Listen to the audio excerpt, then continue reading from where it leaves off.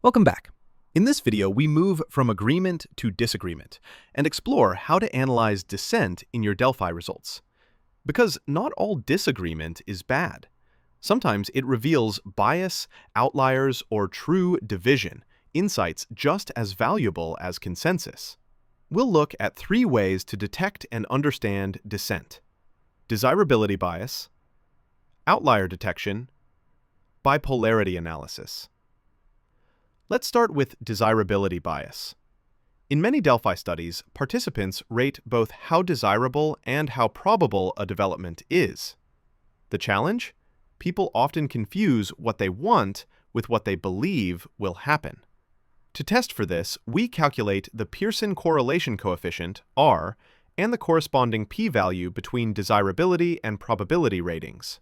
If the p-value is below 0.05, or, for stronger significance, below 0.01 or even 0.001, that indicates a statistically significant desirability bias.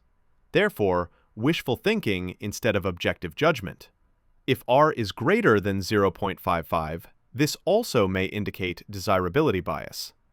Example: in our study on future health systems, the statement AI-based diagnostics will reduce misdiagnosis rates showed R equals 0.6 and P equals 0.001, clear evidence of bias.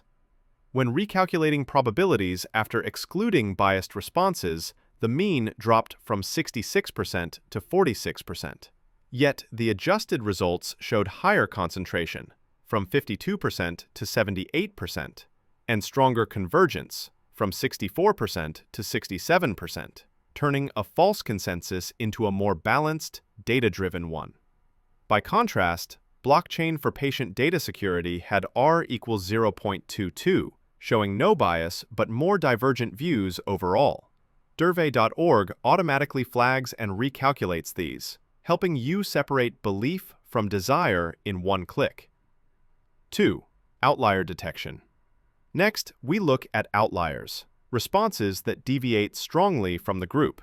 They might signal errors, unique expertise, or controversial perspectives. Delphi uses both the Z-score method and IQR method to detect them.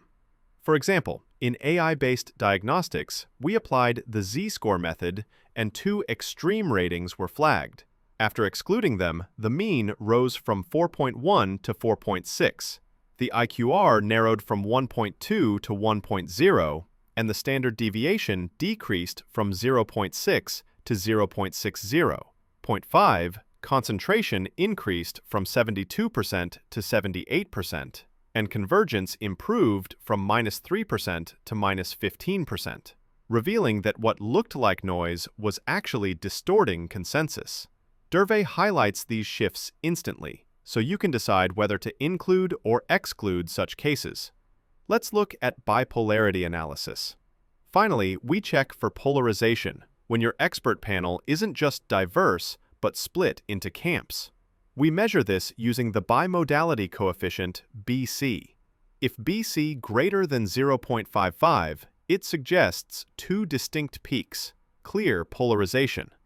Example: for AI-based diagnostics, BC equals 0.62, with skewness -0.65 and kurtosis 2.32, a strong sign that the panel is divided into opposing groups. Skewness shows whether responses lean toward higher or lower values, while kurtosis indicates how peaked or flat the distribution is. In other words, how strongly opinions cluster around the extremes. You can also look at the histogram, which shows whether there are 2 opposing groups. In this case, you can clearly see 2 peaks, one around 25% probability and another near 65%. This kind of dissent highlights deep differences in perspective, valuable for spotting controversial or emerging issues. Delphi.org does all of this for you. It detects bias, flags outliers, and identifies polarization automatically and in real time. Up next, we'll show you how to use these insights for scenario development, turning expert disagreement into future pathways. With Delphi.org, you see the full picture, from consensus to dissent, from data to decision.